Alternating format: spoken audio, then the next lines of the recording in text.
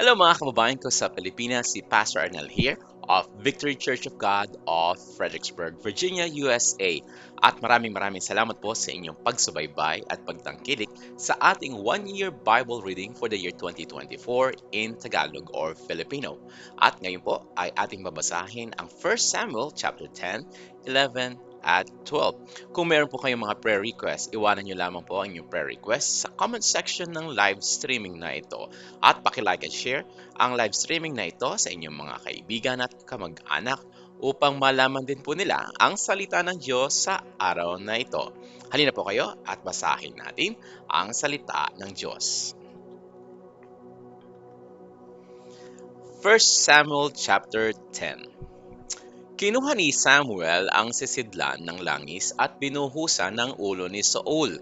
Pagkatapos hinagkan niya ito at sinabi, "Binuhusan kita ng langis ni Yahweh upang maging hari ng Israel. Pamumunuan mo ang kanyang bayan at ililigtas laban sa lahat niyang kaaway.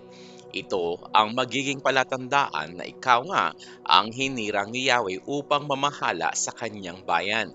Paghihiwalay natin ngayon, may masasalubong kang dalawang tao sa tabi ng libingan ni Raquel sa Selsa na sakop ng Benjamin.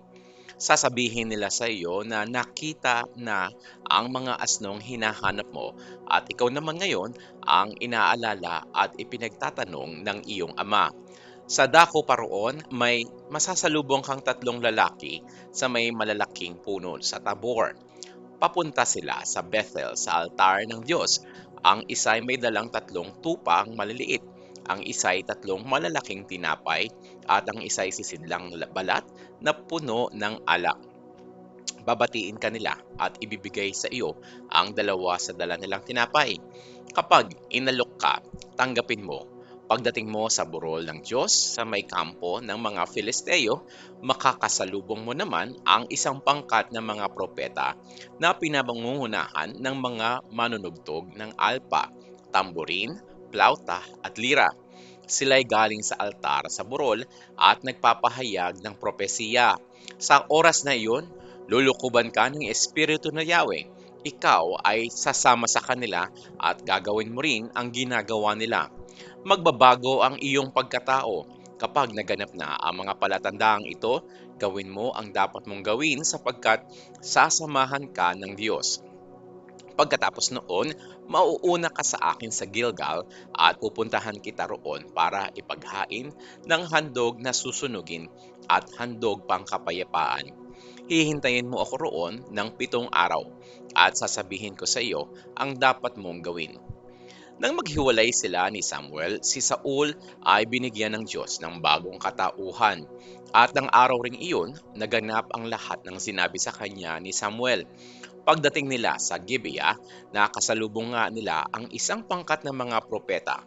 Lumukob kay Saul ang espiritu ni Yahweh at siya ay nagpahayag din tulad sa ginagawa ng mga propeta. Nang makita siya ng mga nakakakilala sa kanya, itinanong ng mga ito, "Ano bang nangyari kay Saul na anak ni Kish? Propeta na ba rin si Saul?" Isang taga roon ang sumagot, "Bakit naman hindi? Baka siya pa nga ang kanilang pinuno. At dahil dito nagsimula ang kasabihang propeta na rin ba si Saul?" Pagkatapos ng pangyayaring iyon, si Saul ay nagpunta sa altar sa burol. Pagdating doon, si Saul at ang kasama niyang lingkod ay tinanong ng kanyang tiyo, "Saan ba kayo nagpunta?" Sumagot siya, "Hinanap po namin ang mga asno. Nang hindi ko makita, nagtuloy kami kay Samuel." Sinabi ng kanyang tiyo, "Ano ang sinabi sa iyo ni Samuel?" Sumagot si Saul, "Sinabi niya nang nakita na raw ang mga asnong hinahanap namin, ngunit hindi niya binanggit ang tungkol sa pagkahirang sa kanya bilang hari ng Israel." Ang mga Israelita ay tinawag ni Samuel sa isang banal na pagpupulong sa Mizpah. Sinabi niya, "Ito ang pinapasabi ni Yahweh, inilabas ko kayo sa Ehipto, iniligtas ko kayo sa mga Ehipsyo at sa mga kahariang nagpapahirap sa inyo. Ngunit itinakwil ninyo ako, ang Diyos na humango sa inyo sa kahirapan at nagligtas sa inyo sa maraming kagipitan. Itinakwil ninyo ako nang humingi kayo ng haring mamamahala sa inyo. Kaya nga, lumapit kayo kay Yahweh. Sama-sama ang magkakalibi at magkakasambahay. Nang matipon ni Samuel ang buong Israel sa harap ng altar ni Yahweh, nagpalabunutan sila at nakuha ang lipi ni Benjamin. Pinalapit naman niya ang mga angkan sa lipi ni Benjamin at nabunot ang pamilya ni Matri. Sa kahuli-hulihan, pinalapit niya ang lahat ng anak ni Matri at ang nabunot ay si Saul na anak ni Kish. Ngunit wala roon si Saul dahil dito, itinanong nila kay Yahweh, "Pupunta po kaya siya rito?" Sumagot si Yahweh, "Naroon siya sa bunton ng mga daladalahan at nagtatago." Siya ay patakbo nilang pinuntahan at dinala sa mga tao. Nang mapagitna siya sa karamihan, si Saul ang pinakamatangkad. Sinabi ni Samuel sa mga tao, "Ito ang pinili ni Yahweh. Wala siyang katulad sa buong bayan." Sabay-sabay silang sumigaw, "Mabuhay ang hari!" Inisa-isa ni Samuel sa mga taong bayan ang mga karapatan at pananagutan ng isang hari. Pagkatapos isinulat niya ang mga ito at inilagay sa harap ng altar ni Yahweh. Pagkatapos pinauwi na niya ang mga Israelita. Pati si Saul ay umuwi na sa Gibeah kasama ang ilang matatapang na Israelita, mga lalaking ang puso'y hinipo ng Diyos. Ngunit may ilang tao roon ang napakutyang nagtanong, "Paano tayo maililigtas niyan?" Nilait nila si Saul at hindi sila nagbigay ng handog sa kanya. Ngunit tumahimik lamang si Saul. 1 Samuel chapter 11. Ang Jabes Gilead ay kinubkob ni Nahas na hari ng mga Amonita. Nang mapaligiran niya ang lungsod, nagpadala ng sugo sa kanya ang mga taga roon. Sinabi ng mga sugo, "Kung magkakasundo tayo, pasasakop kami sa iyo." Sumagot si Nahas, "Makikipagkasundo ako sa inyo kung ipadudukit ninyo sa akin ang kanang mata ng bawat isa sa inyo. Sa gayon, mapapahiya ang buong Israel." Sinabi ng mga pinuno ng Jabes, "Bigyan po ninyo kami ng 7 araw para maibalita sa buong Israel ang aming kalagayan. Kung wala pong tutulong sa amin, susuko na kami sa inyo." Umabot sa Gibeah ang mga sugo. Nang marinig ang balita, nag-iyakan ng malakas ang buong bayan. Si Saul ay papauwi noon mula sa bukid, kasama ang kanyang mga baka. Nang makita niyang nag-iiyakan ang mga tao, nagtanong siya, "Ano bang nangyayari? Bakit nag-iiyakan ang mga tao?" At sinabi nila sa kanya ang balita ng mga taga-Jabes. Pagkarinig nito, nilukuban siya ng Espiritu ng Diyos at nagsiklab ang kanyang galit. Kumuha siya ng 2 baka at pinagpira-piraso ang mga iyon. Pagkatapos ibinigay iyon sa mga sugo at iniutos na ipakita sa buong Israel lakip ang ganitong bilin. "Ganito ang gagawin sa mga baka ng sinumang hindi sasama kay Saul at kay Samuel sa pakikipagdigma." Ang mga Israelita ay nakadama ng matinding takot kay Yahweh kaya silang lahat ay nagkaisang sumama sa labanan. Tinipon ni Saul sa Bezek ang mga tao, umabot sa 300,000 ang galing sa Israel at 30,000 naman ang galing sa Juda. Sinabi nila sa mga sugo, "Ito ang sabihin ninyo sa mga taga Jabes Gilead. Bukas ng tanghali darating ang mga magliligtas sa inyo." Nang marinig ito ng mga taga Jabes, natuwa sila. At sinabi nila sa mga Amonita, "Bukas susuko na kami sa inyo at gawin na ninyo sa amin ang gusto ninyo." Kinabukasan hinati na Saul ang tatlong pangkat ang kanyang mga mandirigma. Nang mag-uumaga na, pinasok nila ang kampo ng mga Amonita at pinagpapatay nila ang mga ito bago tumanghali. Ang mga natirang buhay ay nagkanya-kanya sa pagtakas.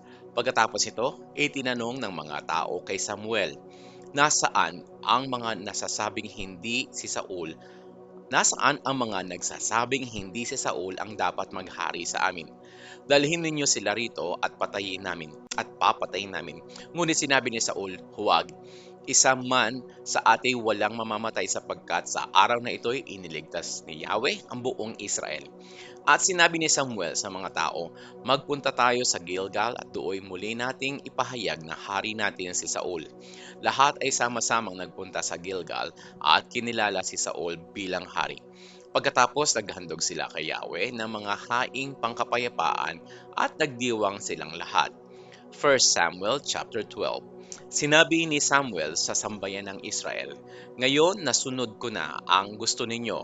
Nabigyan ko na kayo ng hari. Narito na siya upang mamuno sa inyo. Ako na may matanda na at ang aking mga anak ay kasakasama ninyo.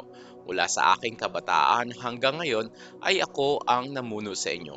Kung mayroon kayong anumang reklamo laban sa akin, sabihin ninyo sa harapan ni Yahweh at sa hinirang niyang hari. Mayroon ba akong kinuha sa inyo kahit isang baka o asno? Mayroon ba akong dinaya o inapi? Nasuhulan ba ako ng sinuman para ipikit ko ang aking mga mata sa kamalian? Sabihin ninyo ngayon at pananagutan ko kung mayroon. Hindi mo kami dinaya o inapi. Wala kang kinuhang anuman sa amin, sagot nila. Sinabi ni Samuel, "Kung gayon, si Yahweh ang saksi ko. Saksi ko rin ang kanyang hinirang na ako'y walang ginawang masama sa inyo." Sumagot sila, "Iyan ay alam ni Yahweh." Sinabi ni Samuel, "Siya nga ang saksi, si Yahweh na pumili kina Moises at Aaron, at siya rin ang nagligtas sa inyong mga ninuno mula sa kamay ng mga Ehipsyo. Kaya nga, tumayo kayong lahat sa harapan niya at iisa-isahin ko ang mga kabutihan niyang ginawa sa inyo at sa inyong mga ninuno. Nang si Jacob at ang buo niyang sambahayan ay nanirahan sa Ehipto, sila ay inalipin ng mga Ehipsyo. Humingi ng tulong kay Yahweh ang inyong mga magulang at ibinigay sa kanila sina Moises at Aaron. Sa pangunguna ng mga ito, sila ay inilabas niya sa Ehipto at dinala sa lupaing ito. Ngunit si Yahweh ay tinalikuran ng mga sambayanan. Kaya't sila'y ipinalupig niya kay Sisera, ang pinuno ng hukbo ni Jabin na hari ng Hazor, gayon din sa mga Filisteo at sa mga Moabita. Pagkatapos ay dumaing sila kay Yahweh at kanilang sinabi, "Nagkasala kami sapagkat tinalikuran ka namin. Naglingkod kami kay Baal at kay Astarot. Iligtas mo kami ngayon sa aming mga kaaway at maglilingkod kami sa iyo." At ipinadala sa kanila ni Yahweh sina Gideon, Barak, Jefte at Samuel. Iniligtas nila kayo at pinangalagaan laban sa inyong mga kaaway kaya't mapayapa kayong nakapamumuhay. Ngunit nang kayo'y sasalakayin ni Nahas na hari ng mga Amonita, ipinagpilitan ninyong basta gusto naming isang hari ang mamumuno sa amin, bagamat alam ninyong si Yahweh na inyong Diyos ang inyong hari. Narito ngayon ang haring hiningi nyo, ibinigay na sa inyo ni Yahweh. Kung mamumuhay kayong may takot kay Yahweh, kung maglilingkod kayo sa Kanya at susundin ang Kanyang kalooban, kung hindi kayo susuway sa Kanyang mga utos, at kung kayo at ang inyong hari ay susunod kay Yahweh na inyong Diyos, magiging maayos ang inyong pamumuhay. Ngunit kapag kayo ay hindi sumunod sa Kanya, sa halip ay lumabag sa Kanyang utos, paparusahan niya kayo. Ngayon, tignan ninyo ang kababalaghang gagawin ni Yahweh. Ngayon ay anihan ng trigo.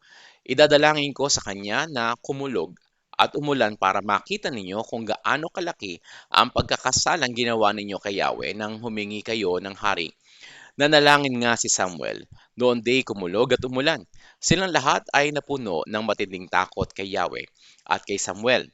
Sinabi nila kay Samuel, "Ipanalangin mo kay Yahweh na huwag kaming mamamatay dahil sa paghingi namin ng hari. Malaking kasalanan ang idinagdag namin sa marami naming pagkakasala." "Huwag kayong matakot," sabi ni Samuel. "Kahit malaki ang pagkakasala ninyo kay Yahweh, huwag kayong lalayo sa Kanya. Ang kailangan ay paglingkuran ninyo siya ng buong puso. Huwag ninyo siyang tatalikuran. Lumayo kayo sa mga Diyos-Diyosan. Hindi kayo maililigtas ni matutulungan ng mga iyan sapagkat hindi sila tunay na Diyos. Hindi kayo pababayaan ni Yahweh sapagkat iyon ang kanyang pangako. Kayo'y pinili niya bilang kanyang bayan. Ipapanalangin ko kayo at tuturuan ang dapat ninyong gawin. Subalit, matakot kayo kay Yahweh. Manatili kayong tapat sa Kanya, paglingkuran ninyo siya ng buong puso at lagi ninyong alalahanin ang mga kabutihang ginawa niya sa inyo. Ngunit kung mananatili kayo sa inyong kasamaan, malilipol kayong lahat, pati ang inyong hari. At ito po ang salita ng Diyos sa araw na ito. At pagpalain po kayo ng ating Diyos na banal at buhay sa pangalan ng Panginoong Heso Kristo, ito'y aking dalangin para sa inyo. Amen at amen.